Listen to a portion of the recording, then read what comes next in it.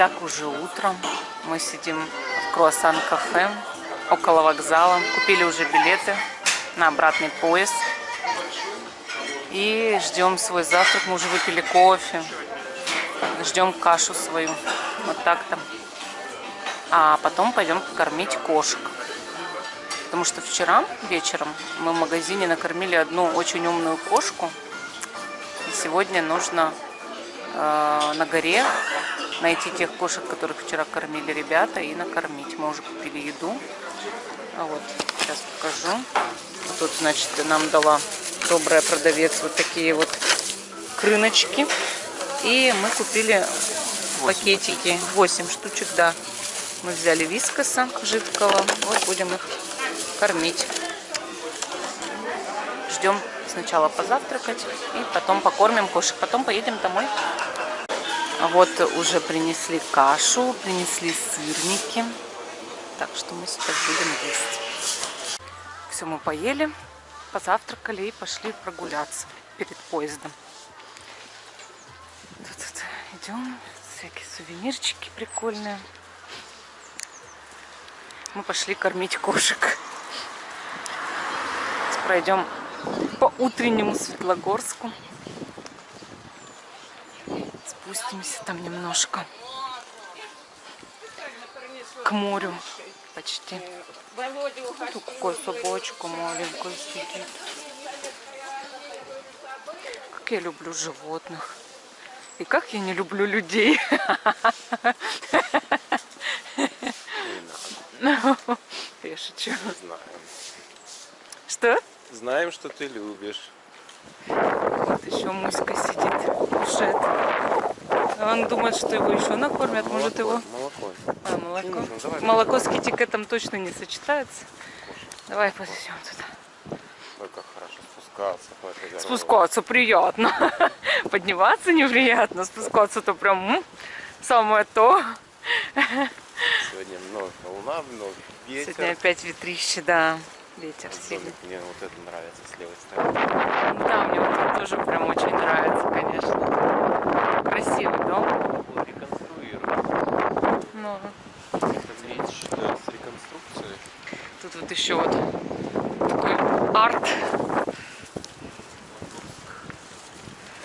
Идем, идем. Вот ветер прям на камеру, и я знаю, что вам шумит. Но сегодня ветер. Ну, море, ветер с моря дул, нагонял беду, да? Кстати, по прогнозу. Нагонял все самое хорошее, красивое, счастье. 7 метров в секунду в Светлогорске, в Калининграде метр в секунду. То есть там ветра нет. В Калининграде нет, да, это чисто. Ветер. Ну, в Калининграде тоже море есть. Ну, Залив Калининградский. Ветра только нет, море-то есть. Вон там вот, смотри, лесенка какая, там смотровая площадка 100%. Да. Не смотровая площадка, но хотя бы вид такой наверняка открывается. волны сегодня. Ну, как приятно, спускаешься такой довольный, не понимая, что тебе обратно идти. Вот коты наши. Вот они коты, да. Они уже чувствуют. Они приближаются. Да. Так, должно наоборот все быть. Кот за голубем должен бежать. Ой-ой-ой. Головка кружится, у меня глазки заслезились, я ничего не вижу. Красивый От ветра. Вид красивый. Тут голубя кушают что-то. Хлебушка им дали. Ой, какой вид хороший. Ну-ка, дай-ка я сейчас сниму быстренько. Вот такой тут вид. Потрясающий. Красиво. Сегодня море синее. Вчера серенькое было, коричневенькое. Сегодня синее море. А вот тут вот прям разные цвета у него. Вот если впереди смотреть. И синий, и коричневый есть цвет. Сейчас Владимир Николаевич будет кормить наших кошечек. Вот они, кошечки. Ах, сейчас покормят тебя. Да ты мой хороший такой прям ягуар пришел. Вот сколько их кошечек тут много. Они все бегут кушать. Да? Да? Все бежите кушать вы, да. А вот водичка у вас кончилась, я смотрю. Тут китикет набросан такой прям. Ага. Мы больше любим жиденький китикетик. Вернее, вискас. Это вискас у нас. Я в китикет не верю. Ох, как они едят. Да ты моя сладкая. Да не бойся. Да ты что думаешь, я тебя съем? Я пришла тебя кормить, а ты думаешь, я тебя съем? Мы позавтракали, да. Их трясет аж, по-моему. По-моему, китикеты мне очень нравятся. Такое обычно. Чихают. Симпатяшки такие. Кошечки. Красотки. У меня есть предложение просто оставить, может, вискас. Другие люди придут. Да нет, зачем? Бывать. Да нормально все. Сейчас их... Тут же не эти только кошки. Ты чего? Вот еще пришел котик. Глазик что-то у него болит. Идите сюда. Да не бойся. Ему кто-то ткнул вот в глаз. Он прям еле ходит. Попку прижимает. Ты там достань только рыться, он бежит кушать.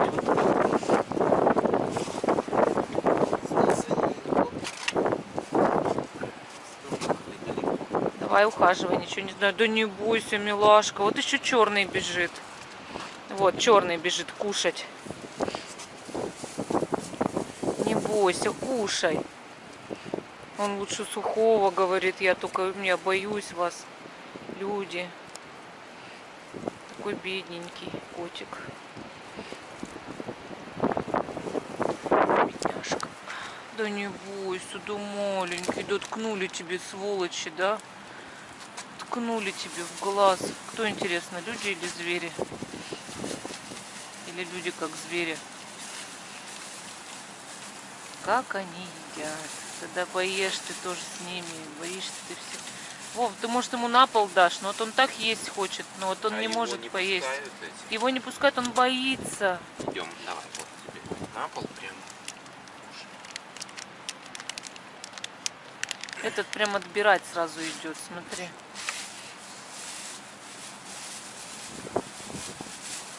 Скромненький котик. Сколько вот мы их тут насчитали уже? 6 пока. А вчера кто-то еще больше. 7 был. Вчера больше было. Чешет.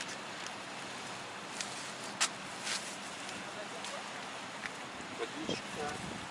Ну есть там немного. Ну там наливают им, потом принесут воды. Ну да, вот с той стороны тоже есть. Вроде Да. бы вода. Так, вы не давитесь, пожалуйста. Ну куда торопитесь, товарищи? Все, есть. Вот кушает, сидит. Здесь тоже корм видно. Кто-то давал, вот лежит пакеты разные. Да, конечно, тут вот ведерко есть специально, чтобы выбрасывать сразу и все это. Такие кошки все напали на еду. Чего, пусть поедят. Ну вот так вот мы накормили кошек. Че, мы вниз пойдем с тобой или как? Давай к море спустимся. Давай. Я уже все, меня уже надуло. Ветер с моря на меня надул уже. Ух, какой ветрище. Мы вот думали, на самом деле, вот если человек живет в Калининграде, мы узнали на станции, что все поезда идут ласточки, то есть это повышенный комфорт и достаточно хорошо на них можно добираться. Скорый это 2 или 3 остановки он пропускает, 46 минут, около часа идет обычный, час 10.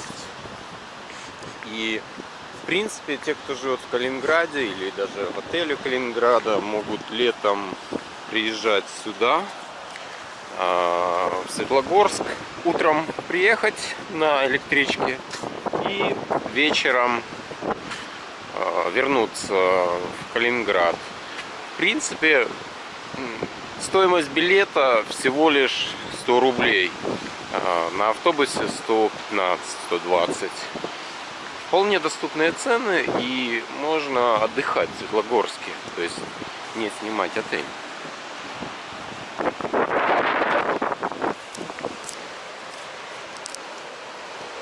Ну, это у меня походка такая. Я прыгаю немножко. Такая? Да. У меня ручки мерзнут, камеру держать даже сегодня. Хотя на улице тепло, просто вот такой ветер реально, что даже руки мерзнут. Ну, посмотрим, прибой.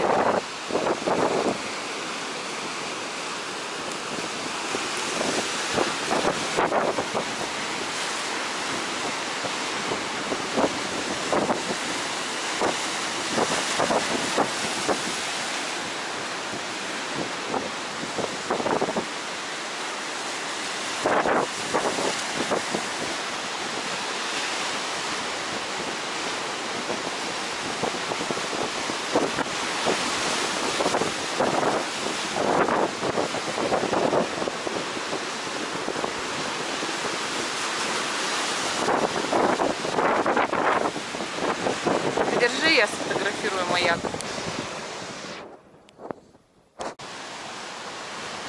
Прогуливаемся по променаду. В ту сторону мы же еще с вами не ходили. Тут надо пройтись немножко вперед, посмотреть. Вон какое сегодня море. Посмотрите, бушующее прям. Ветер такой сильный. Здесь, кстати, можно ставить. Немножечко не так мне.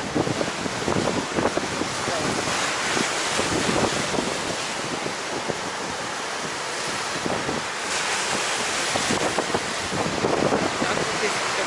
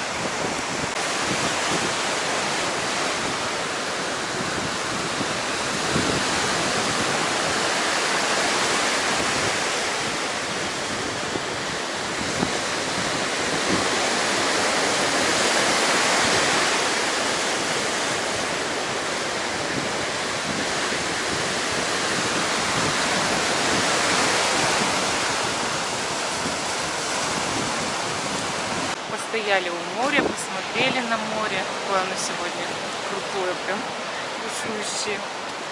И сейчас пойдем в гору обратно, чтобы садиться на обратный электропоезд, электричку. Сейчас какой-нибудь хочу выбрать себе небольшой журнал. Вот. Чтобы что-то почитать в дороге, посмотреть. Вообще ехать, конечно, совсем недолго обратно. Я думаю, что мы еще не раз приедем сюда.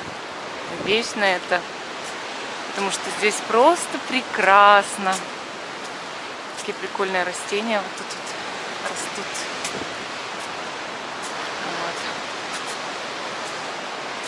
Вот. Что мы начинаем свой подъем. Здесь возле вокзала мы находимся, железнодорожного. Я вот хочу показать магнолии. Вот они. Скоро будут цвести. Вот тут такой пейзаж. Голуби прилетели. Греются все. Хорошая сегодня погода.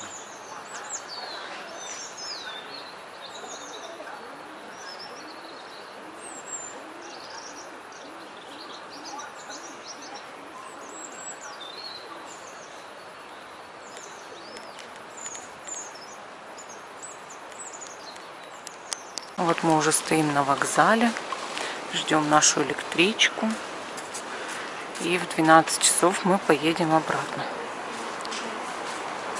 И скоро она уже придет сюда. Вот. И мы поедем домой.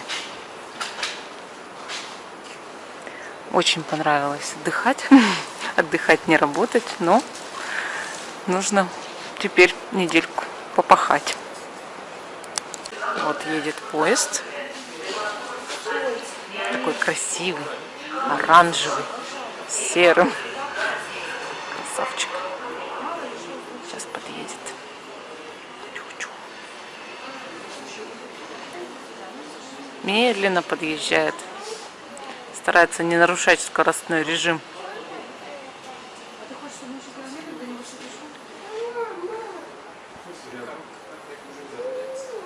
Вот так вот выглядит.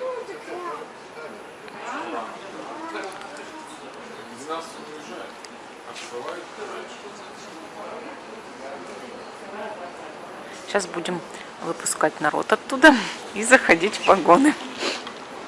Народище тут уже собралось, конечно, все хотят уже сесть на свои места.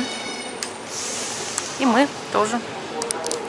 Отправились ровно в 12. Наш поезд отправляется в 12. Пока проезжаем Светлогорск.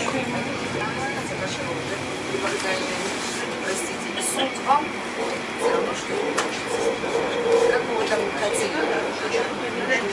Просто говорю, как факт.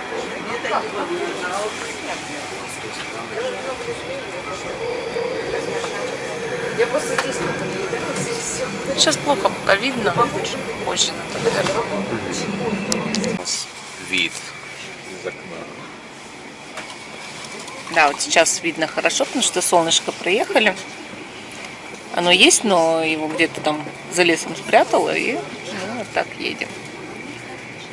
Такой лесок. Уважаемые пассажиры, наш поезд прибывает на станцию Светлогорск-1. Вот мы сейчас останавливаться будем в Светлогорске 1, а когда сюда ехали, не останавливались там. Но тут нужно уже как бы забрать пассажиров-то в Калининград, поэтому останавливаются. На обратном пути на 4 минуты больше он едет. Ну, где-то 2 минуты на Светлогорск-1 станция еще какая-то, по-моему, добавляется. Угу. Ну, в итоге 50 минут. Ну да.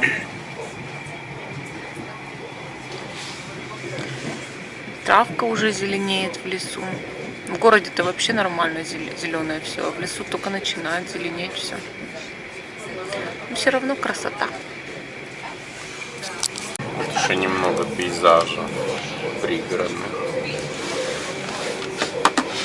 Пейзажи. Пейзажей. Жейжел.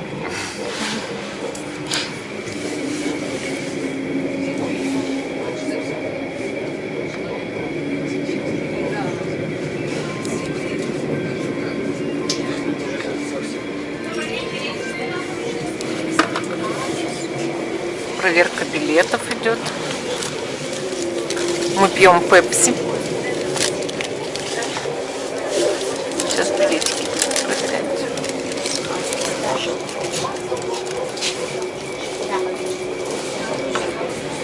Уважаемые пассажиры, теперь вы можете быстро и без очередей купить билет на пригородный поезд в мобильном приложении РЖД пассажирам. Приложение доступно в App Store и Google Play.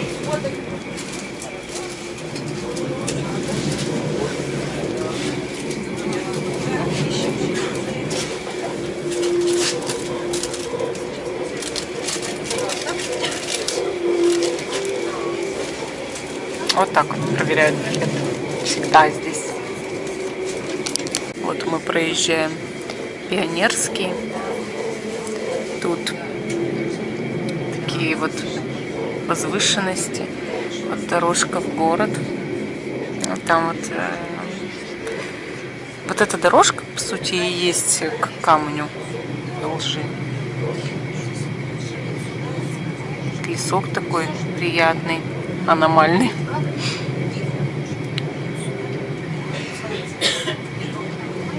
Тут вот, да, дома всякие. Уже пошли вот новостройки.